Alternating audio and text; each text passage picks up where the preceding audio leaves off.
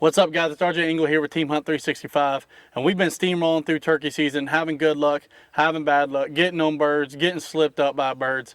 Just your typical every year turkey season, but we've had a lot of fun, and we still got a little bit longer to go, so hopefully we can get on more birds and get more content out to you all. But I think in the back of all of our minds, we're kind of looking forward to that early fall archery season, which brings me to this brand new bow right here. So about a week ago, I headed down to Mike's Archery right there in Ironton, Ohio, and I picked up this brand new EVO XF 30, and whew, it is wicked. I absolutely love this bow.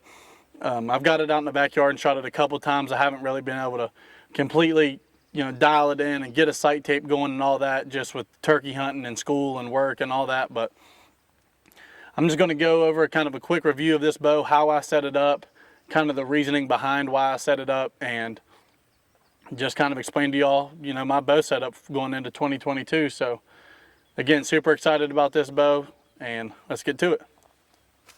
So over the last month, I've been really looking into getting a new bow. I was shooting the Matthews VXR 31.5 from a couple years ago, was their flagship bow, and I was looking for something that was a little bit lighter, a little bit faster, and just a little bit smaller. So when I went down to Mike's Archery the last time, I had shot a Hoyt RX7, I had shot the PSE Levitate, and I shot the brand new PSE EVO XF 30, which is this bow right here, and immediately fell in love. It really hit the nail on the head with everything I was looking for.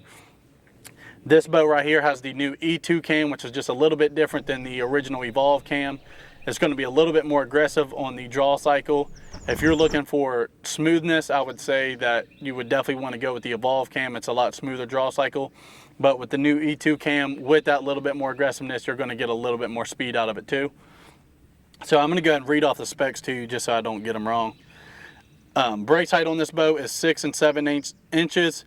Axle to axle is 29 5/8. I've got this set to 90% let off. I've got it at 70 pound draw weight, and I shoot a 31.5 inch draw length. And it says mass weight is 4.3 pounds. So pretty awesome bow. Like I said, it really hit the nail on the head with everything I was looking for. Being able to get that 31.5 inch draw length out of a 29 5/8 inch axle to axle, you're not going to get a lot of options when it comes to bows on that. So it was really awesome to be able to find that kind of lighter weight bow that I was looking for and still be able to get the best of both worlds. So we're going to kind of break down exactly what I set up on the bow and kind of the reasoning behind it. All right, so like I was saying, when I set the bow up, I was still looking for that lightweight but durable product. So I decided to set the entire bow up in the new Redline products. They're a newer company coming out here in 2022. We talked with them on Instagram. They've got great customer service.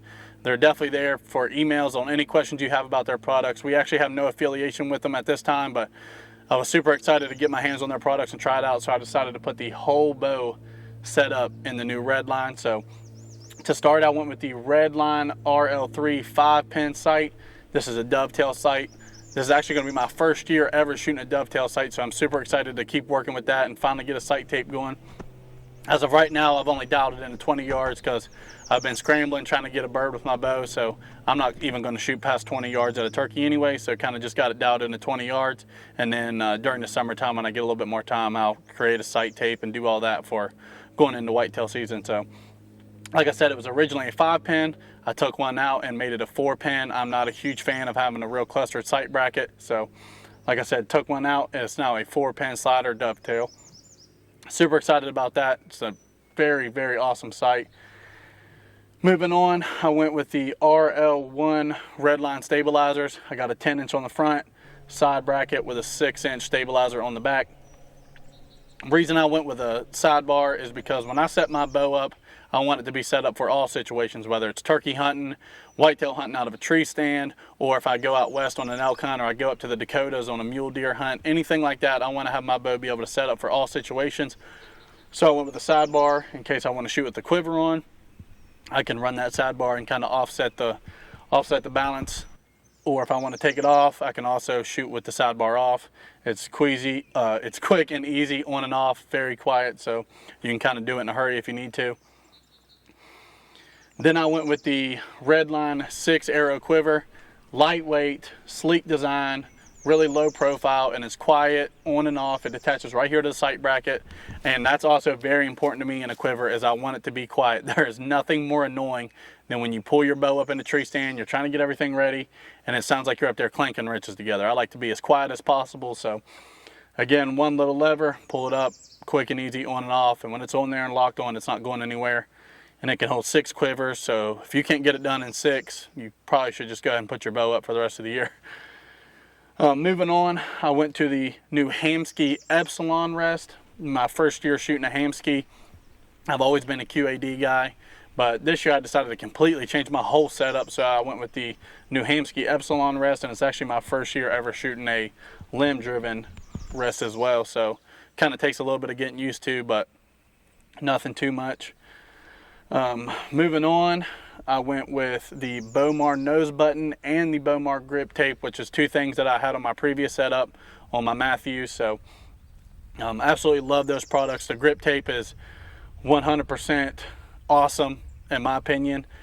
This bow actually came with the, the generic PSE rubber grip. I took that off. I'm not a big fan of a fat grip, and I'm a 6'5" guy, so I have pretty big hands, and I like that real sleek design, and a real tight small grip. So took that big bulky rubber grip off, have it just down to the bare bow, and then put that grip tape over it, and it's working absolutely fine. And then the nose button, again, something I ran on my last setup. Growing up, I was always a kisser button shooter, but made the switch to the nose button, and I've been happy with it ever since. Then I'm shooting just a regular peep sight right here. I think this is I want to say maybe a 1/4 inch peep. I have 20/20 vision, but for some reason my eyesight's not very good coming out of them little tiny peep sights. So I like going with a bigger peep sight, especially if I'm going to be shooting a slider. If you're going to be dropping up and down on ranges, you want to have plenty of room. That way you can get that whole sight bracket in your window. So again, brand new setup. Everything's completely different. Everything's brand new from the shop at Mike's Archery. Can't say enough about the bow. Super excited to keep working with it, keep shooting it. And we're going to go ahead and move on to the arrow setup, and then we're going to drop back here at about 20 yards and just shoot a couple. That way you guys can see it and hear it, and hopefully we can shoot pretty accurately out here. So just like my bow setup, I have completely redone my arrow setup. Last year I was shooting Maxima Reds with a 340 spine, 4 fletched blazer vanes. This year I've switched to the Easton Access 5mm, 3 fletched AEE Max with a slight helical. Right now I've just got a generic knock in it. I will be shooting lighted knocks. And then I'm shooting a 100 grain Rec mechanical broadhead. We're super excited to be partnered up with the Rec this year. We are going to do a more in-depth review video on the broadheads itself, so I'm not really going to dive deep into it in this video, but super awesome broadhead, so you guys go check out Rec. Like I said, we're excited to get out in the woods and try to run these to a deer this fall. This arrow right here, this whole setup is a little bit heavier than I originally planned on, with a 75 grain insert, 100 grain broadhead, and a lighted knock. This arrow setup is going to be coming in at a little over 550 grains. So it's a little bit more on the heavier side than what I was planning on, but I think with this arrow setup and this brand new PSE EVO XF 30, it's going to be coming in pretty quick. It's going to be still getting pretty good speeds, and it's definitely going to pack a punch on impact. So not going to be shying away from a shoulder blade if I have to, or make one of them tough quartering away shots. This arrow right here is definitely going to be packing a punch on impact. So like I said, I'm excited about the whole setup. I'm ready for fall. I'm ready to hopefully knock a turkey down with it here in the next couple weeks. So we're going to back up to about 20 yards and shoot it a couple times, and we're going to pack up and see if we can't roost a turkey and then get out of here. All right, so we're just going to shoot about 2 or 3 down here at 20 yards.